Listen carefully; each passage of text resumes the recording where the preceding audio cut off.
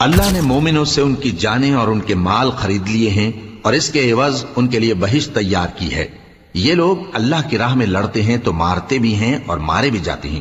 یہ تورات اور انجیل اور قرآن میں سچا وعدہ ہے جس کا پورا کرنا اسے ضرور ہے، اور اللہ سے زیادہ وعدہ پورا کرنے والا کون ہے؟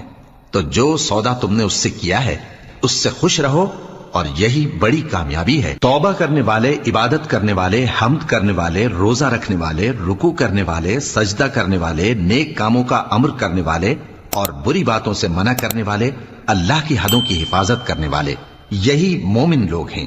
اور اے پیغمبر، مومنوں کو بہشت کی خوشخبری سنا دو۔ پیغمبر اور مسلمانوں کو شایع نہیں کہ جب ان پر ظاہر ہو گیا کہ مشرک اہل دوزخ ہیں تو ان کے لیے بخشش مانگیں، گو وہ ان کے قرابت دار ہی ہوں۔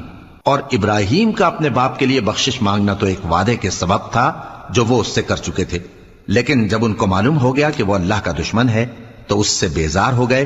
کچھ شک نہیں کہ ابراہیم بڑے نرم دل اور متحمل تھے، اور اللہ ایسا نہیں کہ کسی قوم کو ہدایت دینے کے بعد گمراہ کر دے جب تک ان کو وہ چیز نہ بتا دے جس سے وہ پرہیز کریں۔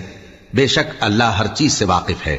اللہ ہی ہے جس کے لیے آسمان اور زمین کی بادشاہت ہے، وہی زندگانی بخشتا اور وہی موت دیتا ہے، اور اللہ کے سوا تمہارا کوئی دوست اور مددگار نہیں ہے۔ بے شک اللہ نے پیغمبر پر مہربانی کی اور مہاجرین اور انصار پر، جو باوجود اس کے کہ ان میں سے بعضوں کے دل پھر جانے کو تھے، مشکل کی گھڑی میں پیغمبر کے ساتھ رہے۔